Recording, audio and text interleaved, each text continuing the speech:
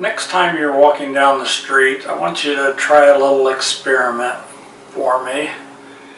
The first 10 people you walk up to, ask them this question: have you ever thrown a snake at your brother?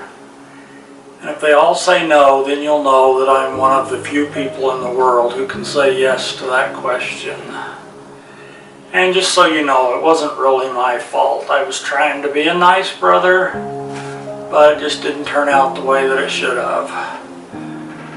So we were doing chores one morning, and part of doing the chores is we have to go into the shed that we have there on the way up to the corrals. And inside this shed there's a bunch of feed and different things that we need, powdered milk and different things we feed to the calves. Anyway, we're going in there to get the feed so that we can do our milking and stuff like that. And I look over, and maybe some people don't know what a copperhead is. They're not all over the United States, but they are in Oklahoma, and they're very, I can't say poisonous, or Trey will get mad at me. They're called venomous. It's a very venomous snake. And so I see this copperhead. And it helps also if you know that my brother Rick had a bad experience with a snake once, and so he does not like snakes. That would be one of his phobias, I guess. And so I see this snake and I think, oh, I better tell my brother to get out of the shed so the snake doesn't scare him or bite him. And so I say, Rick, there's a copperhead in here. Quick, run for the door. And so he takes off running for the door of the shed. Well, as he's running towards the door, I'm looking down at the snake. As it's crawling, we've got these big sacks of feed and stuff, and he started to crawl between those, and then I noticed there was back in the corner of the shed where we have the water pump that would pump the water to our house from a spring.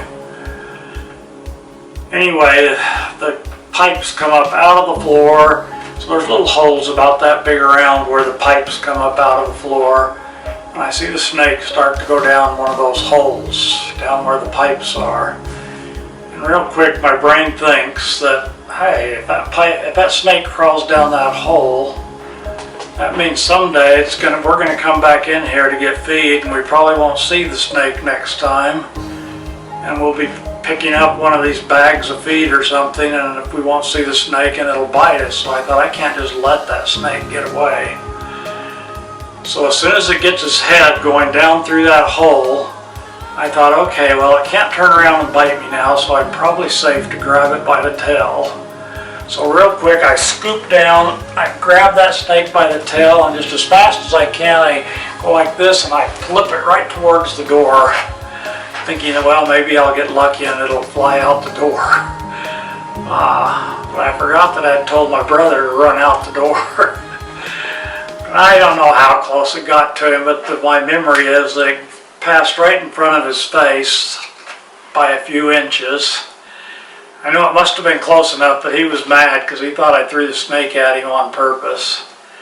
And so it's one of the many times that my brother tried chasing me around the farm, so to get even with me. I don't know if he'd have beat me up. We like to wrestle around and fight, but we didn't really beat each other up. But anyway, he's chasing me around trying to catch me. I'm doing all my dodging and weaving trying to get away from him. And so I'll always remember the time I threw the snake at my brother, which is different from the time I kicked a snake at him, but we'll tell that on another day.